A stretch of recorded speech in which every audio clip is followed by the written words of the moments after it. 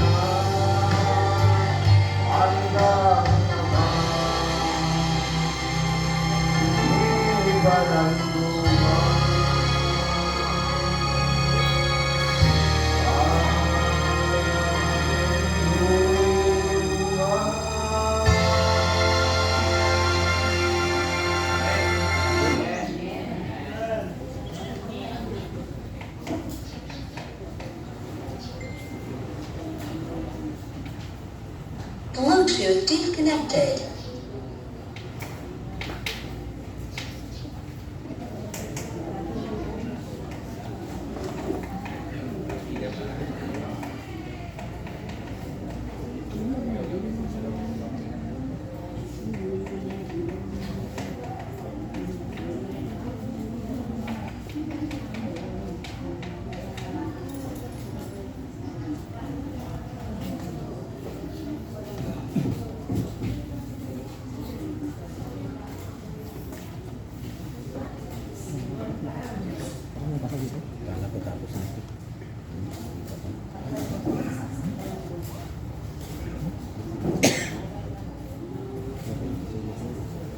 Happy Sabbath po sa bayan ng Diyos. Ang ibang bayan ng Diyos ay katulgod. Ang awit ay napakaganda mga kapatid.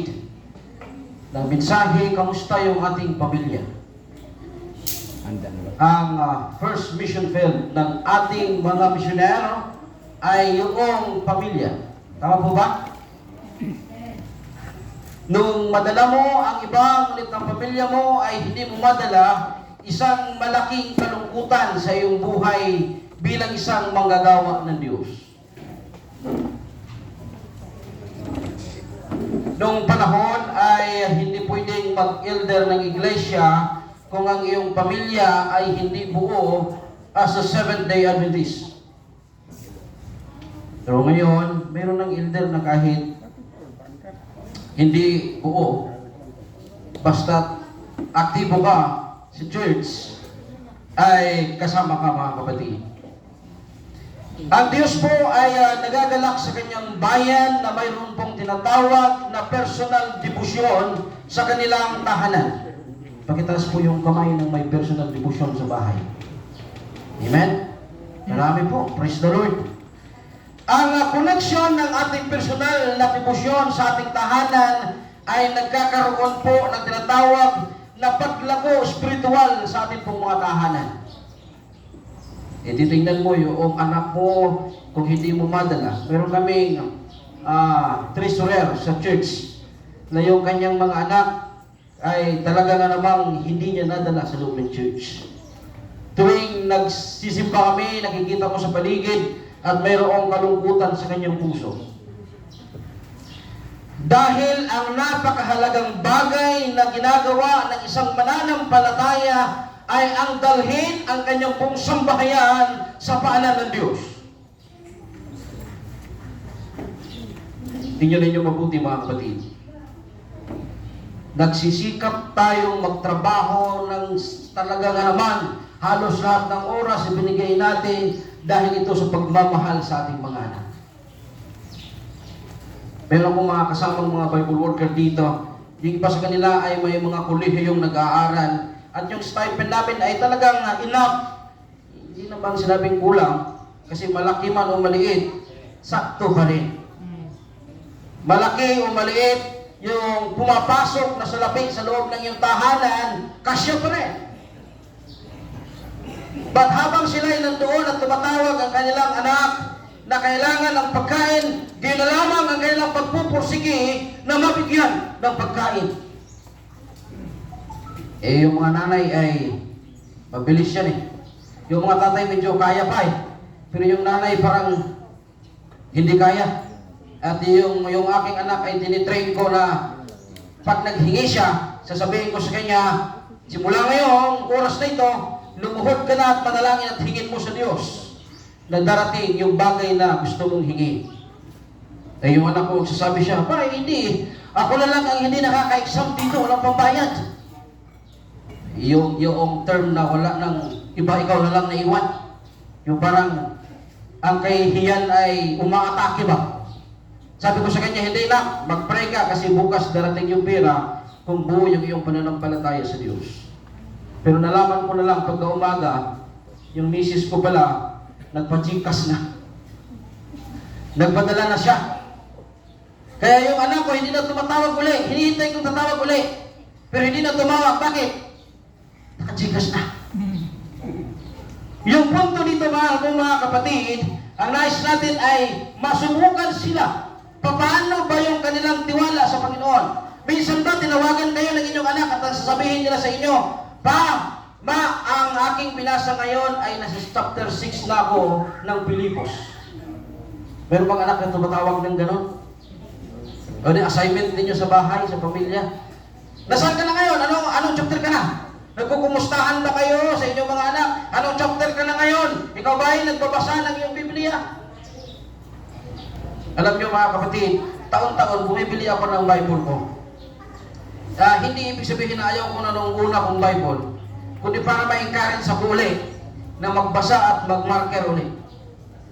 Yung aking anak naman, pag nagustuhan niya, kukunin niya, malalaman ko na lang, wala na sa bahay, dala-dala niya na sa takras. Maganda naman yung pagkuha kasi Bible yung kinuha. Huwag lang yung pera mga kapatid. Ngunit ang kagandahan po, sigit sa lahat, na makita mo ang iyong buong sambahayan na naglilingkod sa Panginoon at mayroon pong pagtatapad. Sa Brooksmith po ay mayroon kaming AWR. Yung AWR po ay nagkanda kami ng online evangelism. Yung online evangelism po ay sinagawa namin at nabigay kami ng radyo sa mga bukid. Binigay namin yung maraming mga radyo doon sa bukid. Lahat, naghanap kami ng sponsor para bumili ng radyo para sila ay makinig. At yun po ay live din mga kapatid. Nung simulang pinlano po namin ito at iniluhod sa Panginoon, parang iniisip kong, hindi kaya nagsasayang tayo ng panahon? Totoo kaya mayroong makikinig ng salita ng Panginoon? Kung titingnan nyo mga kapatid, pag umupo ka sa radyo, nagdadaldal ka doon, mag-isa kasama mo yung technician, isipin mo, may nakinig kaya ngayon? Isipin mo, mayroon kayo nakikinig ngayon sa pabalitan ng Panginoon? But ito po yung mabilis na balitang dumarating sa huling araw na sinasabing mayroong isang anghel na mabilis na pabalitang ikinalat sa buong sanlibutan. Alam niyo po kung bakit mga kapatid? Yung pinaka-the best sa lahat, may apply ng buhay ng tao ang buhay ni Kristo. Hirap nito. Perfect. Yung pagiging perfecto ay ipinyedo lang.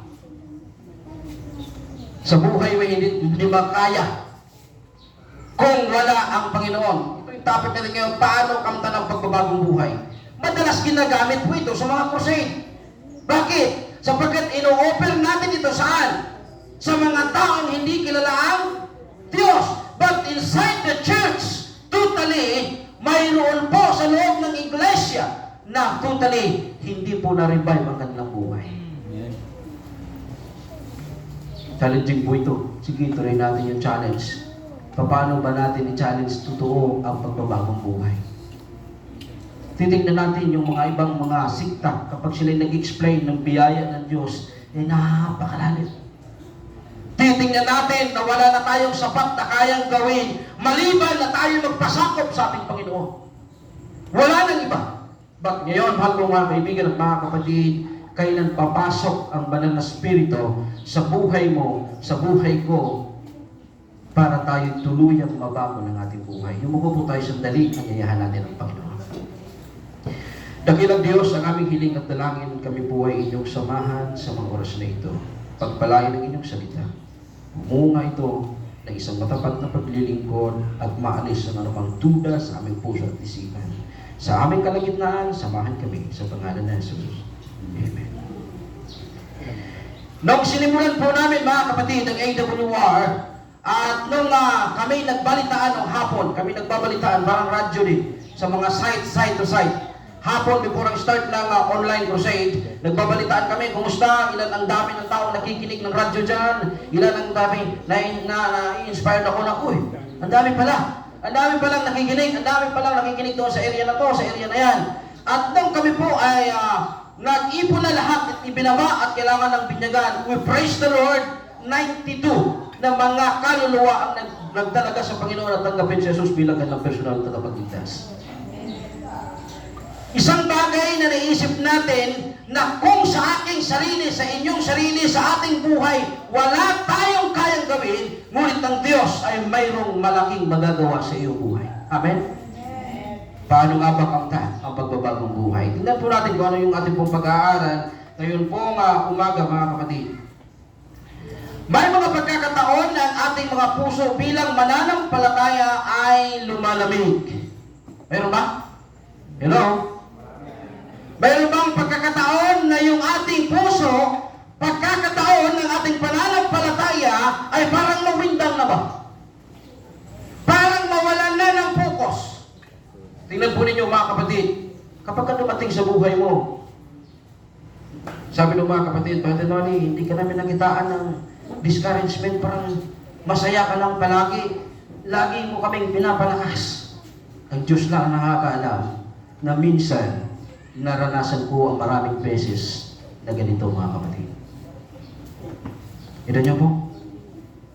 Hindi porket ikay pastor, hindi mo naranasan ang mawindang ng iyong pananampalataya.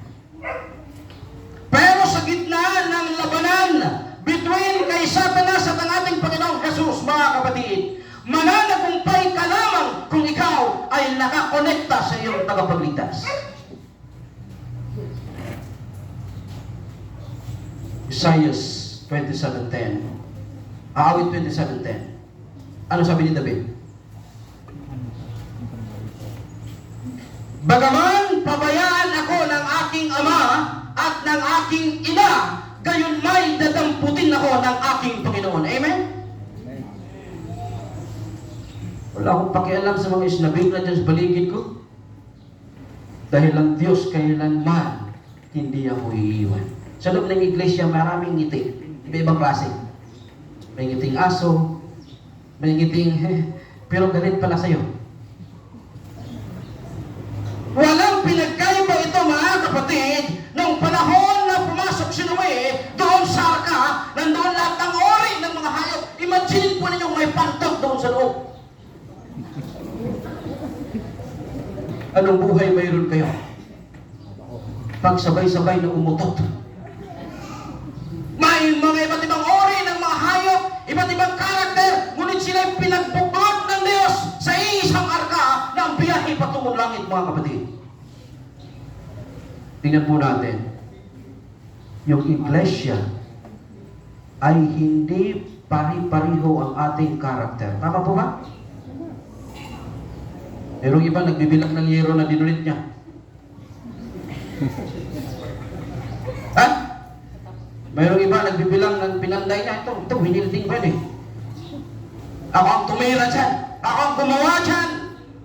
But take note mga kapatid, ang mga tao ay nagangailangan ng tagapagligtas na hindi nila makita yung full work ng kanilang wielding, kundi makita nila si Kristo ang gumamit para sila ay matuto mag-wielding.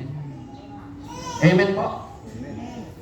Bato-bato sa langit, ang tamaan, magbago mga kapatid. Gusto ng Diyos na meron tayo personal na koneksyon sa Kanya. Dumating man yung panlalamig ng iyong pananampalataya, yung puso'y mandaraya, at hindi natin makita kaagad na ito ba? Yung sinasabi ko ngayon, active kaya talaga ako? Ito yung problema. Alam niyo kung anong problema? Yung kapatid na nasa loob ng iglesia, pero walang bilib sa loob ng iglesia. Yan yung mahirap. Mas mabuti pa yung wala na kasi sisirinidan mo, diba? Maawitan mo ng pagising sa umaga. May kantang Bisaya, balik na, igsuon ko kay Kristo, balik na. At ang problema, yung nasa loob ng church, spiritually, backslider, mga kapatid. Isang bagay na nais ng Diyos, nawalan ng init at pananabik sa paglilingkod. Nakaranas pa kayo nito? Board tayo, board! Mayroon tayong care group. Ay, kayo na lang. Pagod si care group na yan. Hello, mga kapatid. Nawalan na yung init ng pananabik ng iyong paglilingkod. Paano panahon nung ikay binata at dalaga pa? Excited ka. Ito yung spirito ng mga taong pinuspos ng banal na spirito. Sige, gawin natin yan. Paano ba? Ano pwede magawa ko? Pero yung mga tao parang nabastik palagi. Yung nabigong palagi, ano sabihin niya? Kayo na lang. Sige, pangarang yung tikas ulo mga tao dyan. Inibitahan po kami sa Sabang last year. 2024 ba yun? Last year, pinibitahan kami sa Sabang. Doon kami dumating sa Sabang, ang lahat ng narinig ko sa iglesia, puro negatibo. Tawag pa sa amin, tapos negative naman pala. John Brad, yung area na yan, marami na zero dyan. Pinambangkit pa yung mga pangalan ng mga pastor. Ha? Tapos, dyan nyo rin ako pa-crusade. Oy, dyan rin Brad, dyan ka mag-crusade Brad. Ano gusto nyo, masiro din? Mga kapatid, ang sabi ko sa mga kapatid, ilipat natin yung binyo ng area na yan ang inyong pinag-crucidan. Alam nyo kung bakit? Diyan kayo nagbinyo, ang mga tao dyan hindi nakakonsentrate. Bakit? Ang dami ditong nagasugal, marami dyan Paano mo dadalhin ang salita ng Diyos sa gitna? Lihis lang natin ng konti. Hakutin natin ang mga tao kung kinakailangan. Dismayado ako nung kami dumating doon, mga kapatid. Experience ko lang ito, ha? Hindi ito chismis, mga kapatid. Ngayong gabi, mag-start na yung crusade. Dumating kami. Wala pang mga brethren na gumawa ng trapal. Nasaan yung mga kapatid? Ang pinakamasaya, yung nag-groundwork doon sa area, ay ang topic ay Bible pa rin. Congratulations. At doon sila nandun na kami lahat. Sabi ko sa mga kasama ko, mga Bible worker, mag-invite na lang tayo para may umatid lang gabi. So, ginawa namin, kasama ko sila, ay nag-invite kami mga kapatid, papunta doon sa church. Ay pupunta doon sa area, sabihin nyo. Dumating yung mga interest, walang upuan, nakatayo pa.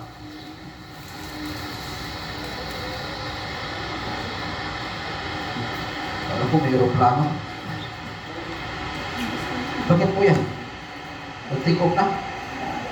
Kapapas mo, pag tumulong ganyan, may take off na airplane.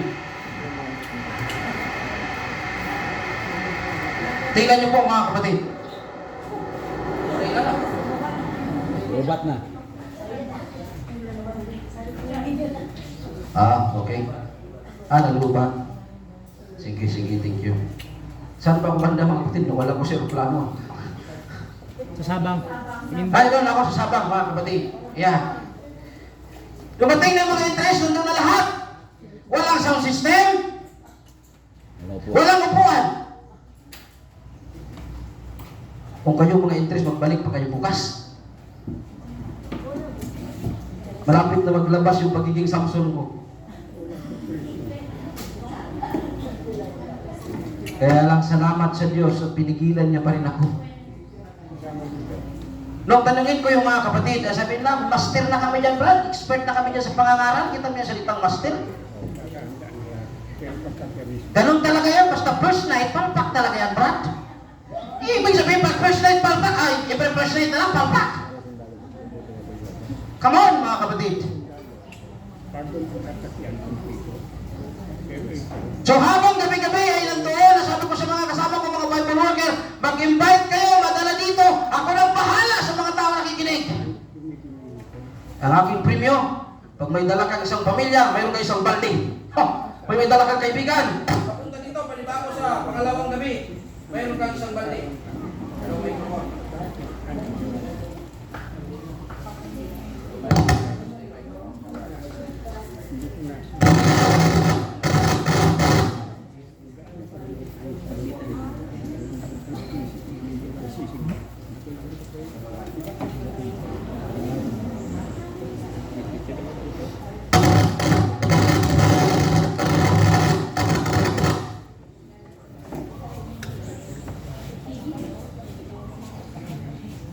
So habang nandoon at tumutuloy ang gawain mga kapatid, walang tigil yung aming panalangin. Panginoon, dalhan niyo po ng magandang mga tao na inyo maging kandidato sa karya ng langit. We praise the Lord mga kapatid, yung lahat ng mga nakinig nung gabi-gabi, lahat sila ay nabinyagan at isang church na po ngayon sa Sabang mga kapatid. Ang Diyos ay mabuti. Ang Diyos ay organized. Dapat yung mga sabanista ay mga organized din. Itong mga sabanista ay at time ready na. Hindi yung garap-garap na wala pang bala. Nandun na tayo sa gitna ng labanan. Nangangailangan na po tayo ng banal na espiritu na tulad ng isang apoy. Bakit ano mayroon sa apoy? yung espiritong ito na siyang apoy, na siyang papatay ng mga kahinaan ng ating pong mga buhay, mga kapatid. Tingnan natin itong buhay na apoy na ito, mga kapatid. Apoy ng banal na espiritu ang nangangailangan sa ating buhay upang magkaroon tayo ng pag-asa. Alam natin, kilala niyo po si Elias. Kilala niyo si Elias? Ano na nga sa English si Elias? Elijah. Ha? Elijah. Si Elijah. Oo, kalayo no, kung Elias, si Elijah. Tingnan niyo mga kapatid. Noong si Elias ay humarap doon sa mga naglilingkod sa Baal. Ano yung mga Baal? Yung kanilang Diyusan ay Baal. Habang siya ay nandoon sa harapan ng maraming nanunood. At challenge niya na papatunayan niya na ang kanyang Diyos na dala, ang kanyang Panginoong dala ay isang Diyos na buhay na siyang magbibigay ng tunay na pagbabago sa puso ng tao. Tingnan ninyo mga kapatid. Hala sige lumaban din yung mga sumasamba sa Baal. Hala sige nandun na yung handog, inilatag na nila. Nandun na yung handog at yung mga naniniwala kay Baal, kuskus na nila yung puwit nila doon sa mga lupa. Tawag sila para bumuhos yung apoy mula sa langit at sunugin yung mga handog na naroon. Ngunit naputput na lang. Sa termino natin ngayon, nangagising ng lubot, hindi dumating ang apoy, mga kapatid. But take note, si Elijah ay nanalangin sa oras na yun. 1 King chapter 18, 36 to 39. Ang sabi niya rito, at nangyari sa oras ng paghahandog ng alay sa hapon, si Elias na propeta ay lumapit at nagsabi, O Panginoon na Diyos ni Abraham, ni Isaac at ni Israel, pakilala ka sa araw na ito na ikaw ay Diyos sa Israel at ako'y iyong lingkod, aking ginawa ang lahat ng mga bagay na ito sa iyong salita. Ito yung pagkilala. Una, kilalanin mo na ikaw ay sinugot lang ng Diyos. Amen? Kapag ka nangyari na kinilala mo na ikaw ang gumawa, ikaw ang nag-welding nito, bibilangin mo lahat ng trabaho mo. Sa Pamas, pag mayroong mga bagong misyonary na pumapasok, mga 1 buwan, 2 buwan yan, may paiyak-iyak na yan. Alam niyo paiyak-iyak, bakit paiyak? Pagkaramdam niya, siya na lang nag-iisang nagtatrabaho. Ako na lang dito lahat. Dito sa akin din. Ito sa akin na naman. Tapos dito, yung leader namin nakangiti lang. Bawal umiyak doon. Bawal mag-iyak-iyak doon, mga kapatid. Bakit? Huwag mong i-acknowledge sa iyong sarili na ikaw ang nag-effort dyan. Nakaw nyo? Sa loob ng iglesia, kapag inilagay mo yung sarili mo na ikaw ang nagtrabaho niyan, ano mangyayari? Magbibilangan kayo ng inyong accomplishment inside the church. Hello? Magbibilangan tayo ng ating accomplishment. Sasabihin, ako yan dyan. Ay, kung wala ako yan, wala yung zero yan, wala yan. Kung wala ako dyan, patawarin tayo ng Panginoon, mga kapatid. Wala tayong magagawa kung wala ang Diyos sa ating buhay. Amen? Amen. Kailangan ko ng tagapagligtas. Ang sabi ni Elijah rito, dinggin mo ako, O Panginoon. Dinggin mo ako upang makalastas ng bayang ito na ikaw na Panginoon ay Diyos at ang iyong panunumbalik ang kanilang puso. Ang pakiusap niya ganito, Panginoon, please, ipakita mo sa mga taong nandito ngayon ang kakaibang kapangyarihan ng ating Panginoon. Sinabi ba ni Elijah, Panginoon, gusto kong makita nila na magaling ako. Gusto kong makita nila kaya ko silang baguhin. Gusto kong makita nila na silang lahat ay kaya magbalik sa inyo. Hindi. Ang sinabi ni Elijah, ipakita nyo na ang inyong kapangyarihan ay gumawa sa kanila. Hindi ito salita ni Elijah. Kaninong salita ito? Sa Panginoon ito, mga kapatid. Yung bumago ng mga tao roon. Hindi ko alam kung mayabang pa talaga si Elijah. At nung siya na, si Elias, nung siya nandun na, sabi niya, buhusan niyo mo ng tubig yan. Parang astig daw si Elijah, buhusan pa ng tubig yung handog. bago ko simulang manalangin sa aking Panginoon, buhusan niyo ng tubig. Bakit tingnan niyo mga kapatid? Wastig to si Kwan eh. Buhusan muna ng tubig mga kapatid. So tingnan natin kung ano nangyari. Dalangin niyo muna sa verse 8 natin mga kapatid. Nang magkagayon ang apoy ng Panginoon ay nalaglag, sinupok ang handog na susunugin, at ang kahoy, at ang mga bato, at ang alabok ay hinimuran tubig na nasa bukay. Pati yung tubig parang hidalapan ba? Ano? Power ba ito ni Propeta? Power niya ba ito mga kapatid? No! Power ito ng ating Panginoong Jesus na siyang nagpakita sa lahat na dumaloy. Ganito yung panalangin eh. Panginoon, daluyan nawa ako ng pagpapala mula sa inyo patungo sa iba. Amen? Makita nawa na astig ako, Panginoon. Napagaling ako, Panginoon. Kaya pag kayo puri ng mga kapatid, delikado yan. Yung Brad, ang galing mo mag-message, Brad. Inaagaw ka na ni Satanas. Alam niyo kung bakit? Pumapalakpak yung tainga mo eh. Ayaw mat sa gusto eh. Tapos yung dibdib mo nag pagpasok mo sa CR, sabi mo, ako pa. Come on mga kapatid. Gusto ng Diyos na mabago ang ating pananaw sa buhay. Ano man ang iyong accomplishment, ano man ang iyong nagawa, ito ay bunga ng biyaya ng ating Panginoon. Ang sabi niya rito, at nang makita ng buong bayan, sila'y nagpatira pa at kanilang sinabi, ang Panginoon ay siyang Diyos. Ang Panginoon ay siyang Diyos, mga kapatid.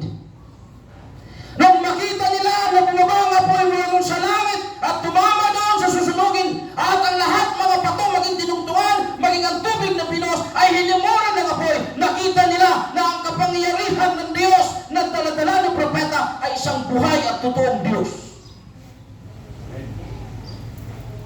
Saan sila sumamba? Kay Elijah? Kay Elias? Elias, salamat ha. Saan sila sumamba? Hello? Sa Diyos! Yung magaling na elder ng iglesia, yung magaling na leader ng iglesia, umalis man siya na nanatiling masaya at masigla ang iglesia. Why? Sapagkat ang itinuro niya ang buhay ni Kristo, hindi siya maging idol ng mga kapatid. Ay, nilipat si pastor, magaling sana yun. Alam niyo mga sabadista, likramador yan pag ilipat niyo mga pastor. Lalo na pag-vibes nila. Yung parang friend-friend na lang nila. Kasi may mga pastor na parang hindi ka mahiyang parang tatay-tatay mo na lang, parang bakado mo na lang. May mga pastor na gano'n. Ay palitan ka ngayon na medyo nakasimangot. Sana hindi na lang umalis yung pastor. Mag-backslide muna ako pagbalik kay Sweet. Kita mo? Yung elder yung magbaba. Hindi magaling magsalita. Dapat yung elder na lang sana. Pag alis ng elder, ano nangyari? Wala na, dalawa na lang naiwan sa church. Why? Hindi pinakilala si Kristo, kundi nakilala sarili niya magaling. Hello mga kapatid. Ang tunay na magaling na leader, kahit umalis siya, mananatiling masigla ang iglesia. Amen? Why? Hindi mo pinakilala ang iyong sarili, kundi pinakilala mo ang iyong Panginoon bilang iyong personal at tagapagligtas. Ito number 1. Ang propeta ay nanalangin sa Panginoon. Ano panalangin niya? Ipinakita ng kanya kinikilala na ang Panginoon lamang ang gumawa ito ay pagtitiwala sa Panginoon. Nung siya'y nanalangin, in-acknowledge niya na hindi niya kayang gawin yung challenge. Bakit ka manalangin kung kaya mo naman? Di ba? Pansino mo yung mga matatanda noon. Sige kayo panalangin, ako naman nag-araro dyan. Kung hindi ko yan, itanim yung mais, magtubo kayo dyan. Sige, Panginoon ba dyan nagpatubo yan? Ito yung mga rason. Huwag na kayo manalangin eh, kahit tayo pa dyan. Taniman lang natin yan, magtrabaho tayo dyan, taniman natin. Kita nyo mga kapatid? Yung punto rito na unang sinabi ni propeta mga kapatid ay una kinilala niya na hindi niya kayang i-accept ang challenge na nandoon sa harapan ng maraming mga tao at alam niya ng Diyos lamang ang may kakayanang makagawa ng challenge na ito. Ilan sa mga importanteng bagay na nakakapagsigla ng apoy ng banal na Espiritu sa ating mga puso ay laging tumiwala saan? Sa ating Panginoon. Wala nang iba yun. Wala nang iba yun. Mayroon pa bang ibang pangalan? Natatawagin natin? Ang nangyayari sa mga kapatid pag may problema, diretso kay Elder. Dito kay Balmoria. Elder, pahira mo na pera, wala kang mamasay. Wala nga pera eh. Ay si Elder wala din pera. Ano nangyari? Damo si Elder na yan, si Kaporma, pero wala pa pera. Backslide ka na. Wala ka na sa church. Bakit? Dahil ang Elder din nagpahirap. Alam niyo kung ano nakalimutan? Yung i-acknowledge natin muna ang presensya ng Diyos. At ipanalangin si Brother Balmoria, Panginoon, pupunta kami ngayon, manghiram kami ng pamasahe. Ha! Pagdating ninyo, Brad, manalangin muna tayo. Ha! Panginoon, gamitin niyo po si Elder. Maniwala kayo sa hindi. Kahit wala siyang pira, gagawan niya ng paraan para kayo po ay makatuloy sa inyong pupuntahan. Amen? Amen? Why? Ginamit mo si Jesus. Mayroon pa bang lalagpas doon, mga kapatid? Wala na ibigay mo. Ito yung ginawa ni Elias, mga kapatid. Kanyang inilapit ang kanyang sarili sa Panginoon. Pangalawa, pagsunod. Ano sinabi niya? Aking ginawa ang lahat ng bagay na ito sa iyong, sa iyong salita. Sabi niya, hindi ito aking salita. Ito'y salita ng Diyos na siyang aking dala-dala ngayon. Eh, kung salita ko lang, wala kayong matutunan. Kung salita lang ni Elder George, turuan kayo niya magbilaw-bilaw. Paano maghuli ng bilaw-bilaw? Pero kung salita ng Diyos, ito yung kanyang sinasabi, mga kapatid. Ito yung kanyang sasabihin. Ano nga ba yung akin? Ano ba mayroon akin? Kaya sabi, narinig ko si Manny Pacquiao, hindi ko siya idol, mga kapatid. Mayroon siyang term na ginamit. Sabi niya, ang kinabukasan ng aking mga anak, hindi ko pinaghahandaan. Diyos ang naghahanda ng kanilang kinabukasan. May punto, wala? Hello? Ang tanong niya ganito, nung ako'y bata, pinaghandaan ba ni Tunisia yung bukas ko? Tignan nyo, imagine nyo mga kapatid. Si Tunisia ba ay nangarap sa akin maging milyonaryo na katulad ngayon? Pinaghandaan ba ako? Ba't ang Diyos ay may nakalaan na mas magandang kinabukasan kaysa sa panukala ng aking ina? Amen? Noon, takot ako mamatay kasi maliliit pa yung mga bata. Katatapos lang ang isa nating active na mga kapatid sa iglesia ang namatay, mga kapatid, yung sinabi ni Edison kagabi. Sister Emma, 35 years old, kailan lang ni Mrs. yun.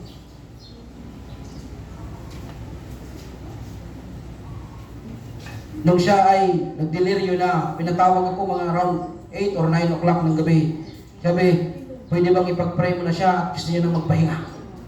Alam niyo mga elder, yung pinakamahirap sa lahat, yung ipanalangin mo, Panginoon, patayin mo na ito. Sige daw, kung masaya ba kayo magpunta? Ha? Pero umiiyak na yung lalaki, sabi niya, ipanalangin mo siya, hirap na siya.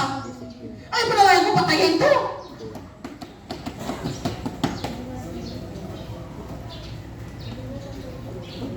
Mga kapatid, nung ako'y nagdula at ako'y nagsimulang manalangin, hindi ko napigilang tumulo yung aking luha. Sabi ko, Lord, alam ko mayroon kayong higit na plano sa Kanya. Kung ako ang inyong tatanungin, gusto kong i-extend nyo ba ang kanyang buhay sa malawang pang panahon at makasama namin sa paglilingkod. Ngunit ang inyong kalooban ng isang pangyari sa kanyang buhay. Buong puso kong inilagay sa Panginoon ang lahat. At tuwing may program ako sa radyo, sa hardin ng panalangin, sinasama ko palagi sa panalangin. At sabi ko, Panginoon, kung wala na kayong plano na bigyan pa siya ng buhay, sana'y huwag niyo nang pahabain ang kanyang pagtitiis at pag-iilan. Alam niyo mga kapatid, nung siya'y namatay, pumunta ako doon, panahon ng pagbaha-baha dito sa Puerto, pagbaha din doon sa Bronx. Alala niyo yun, sa marino doon sa bahay namin, yung aming kusina ay halos maglutang na yung aming mga gamit. Nandun na. Pero hindi ako doon sa bahay tumulong, doon sa iba. Sabi ko sa misis ko, sa anak ko, doon ka sa taas, akit kayo doon. Kasi marami tayong tulungan. Eh, yung bahay naman ay mayroong parang may ganyan. So hanggang dyan lang yung tubig, hindi pa naman umakyat dito, kaya hindi ako masyadong... Samantalang yung iba hanggang dito na, naghahirap-hirap na maglangoy-langoy doon sa baba. So, kaya inuna ko ng iahon doon. Plus, tawag na namatay na. Sister Ima, wala kaming pangkabaong brad, wala kaming ganito, wala lahat. Oh, Panginoon, wala daw kabaong. Kung pasanin mo yung problema, mamamatay ka ng maaga. Kailanman hindi kayang tapusin ng tao ang gawain ng Diyos. Mga kapatid, pero pasalamat tayo, binigyan tayo ng pagkakataon na maging kabahagi sa gawain ng ating Panginoon. Amen? Pasalamat tayo dahil naging kabahagi tayo sa gawain ng Panginoon. Yung kanyang pananabik, pagtitiwala sa Diyos ay kanyang ibinigay lahat sa kanya. Pangatlo, may pananabik na makita ang kaluwalhatian ng Diyos. Dinggin mo ako, o Panginoon, dinggin mo ako. Panatilihin ang marugdog na puso para sa kaluwalhatian at kapangyarihan ng Diyos. Ito yung gusto niya. Pero kami nasasabang, sabi ko, Panginoon, sana po ay huwag kaming masaktan. Ano yung pinakamasakit na gumagawa ka sa gawain na buklog ka? Bigyan niyo kami ng inspirasyon na maging masaya uli na ituloy ang gawain ng Panginoon.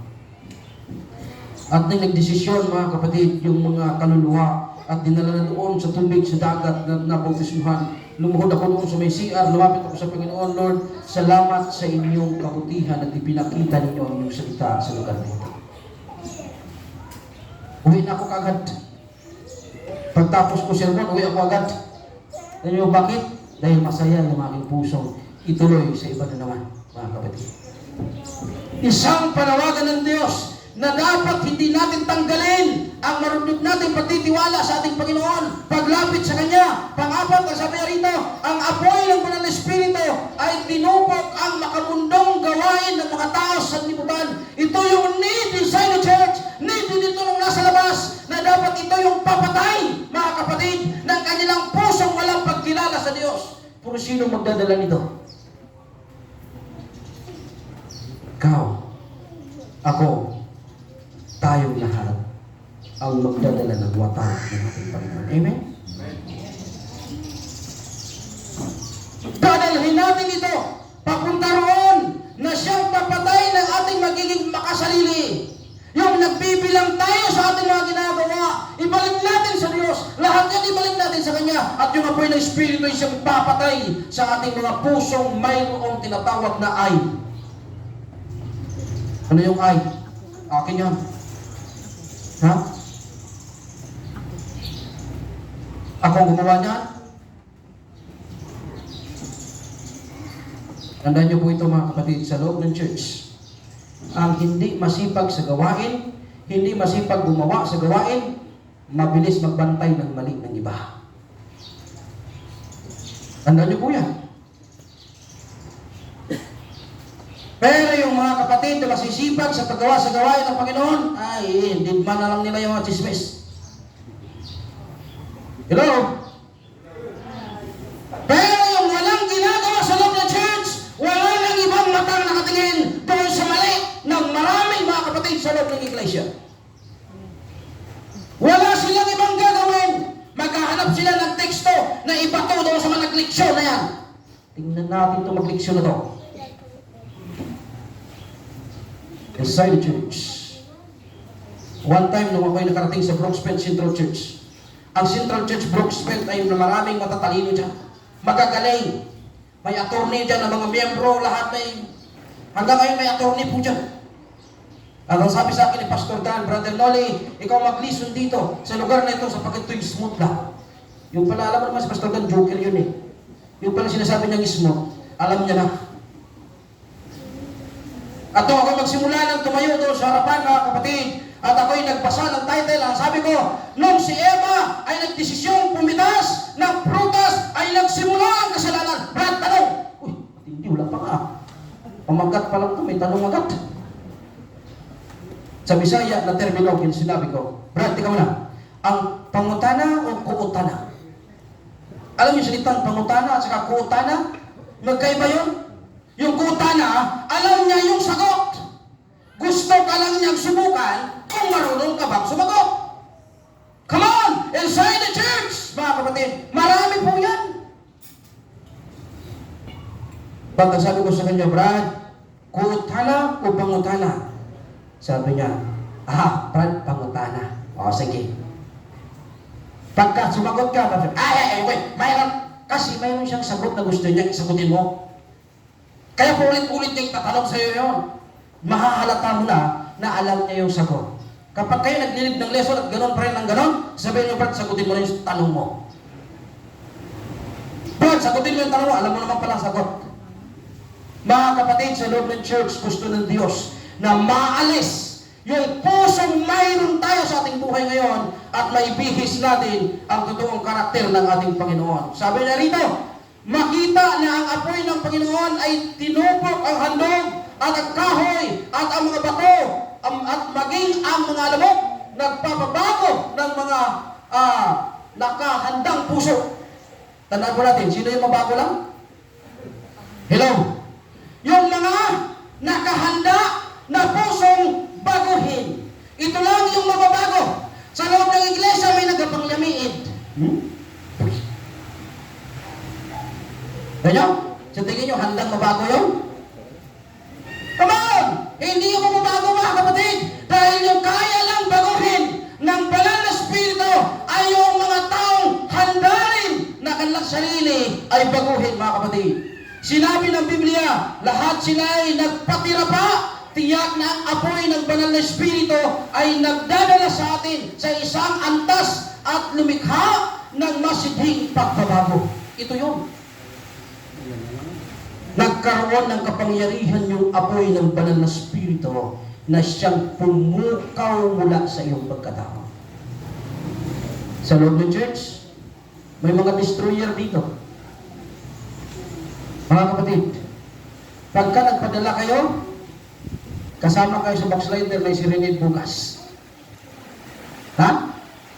Pero kapag mayroon kayong koneksyon sa inyong Diyos, sige, malaslas na ba mo kamarites dyan? Ikaw nandito sa loob ng church. Ha? Nandito ka sa loob ng church. Take note mga kapatid. Ang kaaway ay magsisimulang mag-atake saan? Sa loob ng iglesia. Sa loob ng iglesia, magsimulang mag-atake ang kaaway, mga kapatid. Walang pang alas 12, malapit na ako. Ang Panginoon ay nangangailangan ng tapat at dalisay na puso. Anong kailangan niya? Tapat. Yung dinalisay. Yung dinalisay na puso. Hindi yung taga-dalisay sa loob ng church. Yung gusto niya, yung dalisay na puso, mga kapatid. Ito yung gusto ng Diyos. Sabi niya, ang apoy, kapangyarihan at gawain ng banal na espiritu ay nagdudulot ng tunay na konbersyon o pagbabalik loob sa puso ng tao. Ito yung pinakamahalaga sa lahat. Na kapag nakita mo sa iyong buhay ang mga bagay na ito, maaari kang mamuhay ng masagana sa inaharap. Tandaan niyo ito. Kapag marami kang kagalit sa loob ng church, lumiliit yung area ng upuan mo. Pagkarap ko kalaban, tas nga naman, lumiliit na yung spasyo ng lugar mo sa loob ng church.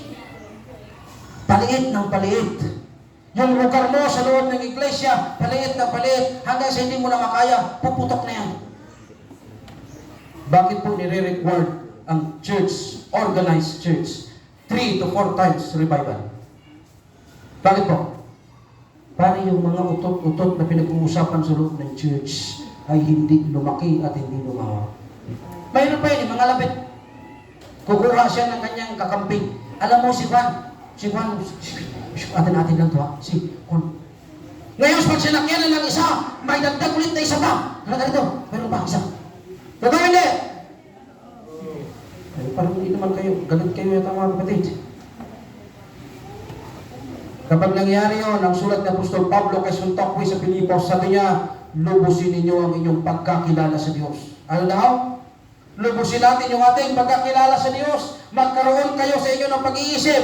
Ipalagay ninyo na yung iba ay mas magaling kaysa sa inyo. Huwag nyo ako, mas magaling pa ako dyan. Ipalagay ninyo na yung iba ay mas magaling sa inyo. Pagka ganun, walang away, walang talo mga kapatid. Tingnan natin, ang Panginoon ay may kakayahan. May kakayahan na ipanumbalik ang lahat ng mga bagay. Hayaan natin na ang banal na Espiritu ang kumilos sa apoy ng ating puso at isang tabi ang mga bagay pasanin at ang kasalanan na pumapatay sa apoy ng Panginoon sa ating mga puso. Una, kunin natin yung salita ng Panginoon. At kapag nakuha natin, isundan natin sa Diyos. Isang tabi natin yung mabibigat na pasan na siyang pumapatay sa atin. Ano yung termino na kapag kagalit ka, pag ikaw ay inapi, huwag mong ugaliing gumanti. Bakit? Sa tingin nyo yung pagganti, may magandang pupuntahan? Nagdadagdag ng malaking away sa inaharap. Alam nyo kung bakit saan tayo kumukuha niyan? Sa panunood natin ng Fernando po. Ng Bong Revilla. Paapi-api mo na yung bida. Bubog-bubog. Tapos gaganti. Kaya mga kapatid, walang ganun kay Jesus. Hayaan natin ang Diyos ang siyang gumawa. Pero mahirap yun. Mahirap yun. Sino nahirapan dito magtimpi? Sino nahirapan magtimpi, mga kapatid, na hindi nyo kaya pigilan yung galit nyo? Ako lang? Ay, sige mo. Ako nahirapan ako. One time, mga kapatid, nagdadrive ako kasi one way lang yung tulay doon sa Brooksville. Nasa gitna na ako, halos lagpas na ako sa gitna. Pumasok pa yung isang sasakyan. Hindi na mag-atras. Bumaba ako, tinuro ko yung driver. Sumunod sa akin si Mrs. Sabi niya, nagpakita ka talaga na missionary ka. Ha? Missionary ka pala ako. Hinta niyo mga kapatid. Huli na. Tapos na ang lahat. Bakit sabi ko sa akin, Panginoon, baguhin niyo po ako. Kung paano niyo binago ang mga anak ng kulog at anak ng kidlat ng panahon, sana iparanas niyo rin sa akin. Mga kapatid, ang Diyos lang ang solusyon ng ating buhay. Yung pagbabago, hindi mo kaya sa iyong buhay.